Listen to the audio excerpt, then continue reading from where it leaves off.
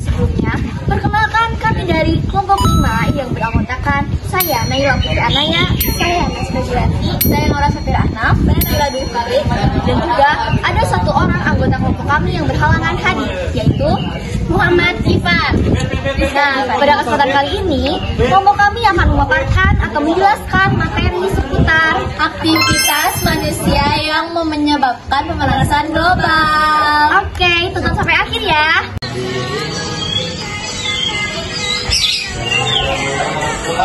Stop. Kenapa? Ih, kalian nggak sih kalau misalnya ini makin panas?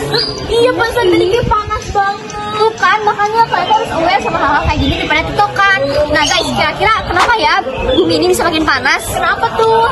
Jadi, pemanasan global adalah peningkatan suhu bumi akibat emisi gas rumah kaca. Sementara itu, sekarang bumi sudah mulai ada di tahap global boiling. Nah, kira-kira apa sih global boiling itu? Jadi, teman-teman, global boiling itu yaitu tahap krisis yang lebih ekstrim, di mana bumi mengalami gelombang panas dan cuaca ekstrim yang mengancam kehidupan. Nah, untuk contoh-contohnya, nomor 1 ada pembakaran bahan bakar fosil. Nah, contoh aktivitasnya itu adalah mengendarai mobil, lalu mengoperasikan pabrik, dan pembangkitan listrik. Nah, untuk penjelasannya, bahan bakar fosil seperti batu bara, minyak bumi, dan gas alam menghasilkan karbon dioksida ketika dibakar. Gas ini adalah gas rumah kaca utama yang menyebabkan atmosfer menjadi lebih tebal dan menahan panas berlebih. Nah, untuk yang kedua ada deforestasi atau bisa dibilang penebangan hutan.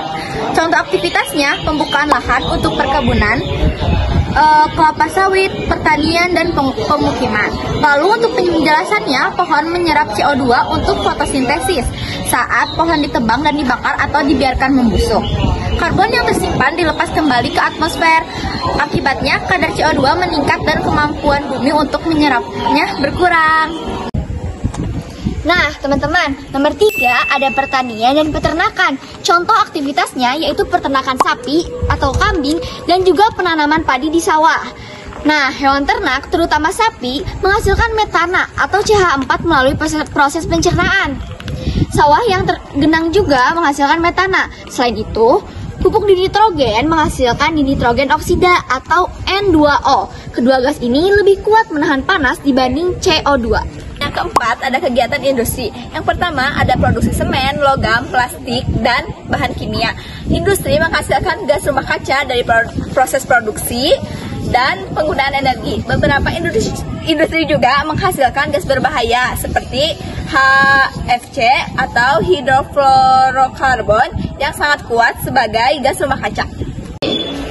Yang kelima ada konsumsi energi berlebihan. Contoh aktivitasnya yaitu penggunaan alat elektronik terus-menerus. Contohnya lampu yang menyala 24 jam dan pendingin ruangan. Penjelasannya, meningkatnya permintaan energi menyebabkan peningkatan pembakaran bahan bakar fosil. Semakin banyak energi yang digunakan, semakin banyak emisi karbon yang dilepaskan jika sumber energinya tidak terbarukan. Lalu yang terakhir yaitu nomor 6 ada pengelolaan limbah yang buruk. Contoh aktivitasnya yaitu pembuangan sampah sembarangan dan juga TPA yang tidak tertutup. Penjelasannya yaitu sampah organik seperti sisa makanan dan daun akan terurai secara anaerob tanpa oksigen di TPA dan menghasilkan metana. Tanpa sistem pengelolaan yang baik, metana ini lepas ke atmosfer.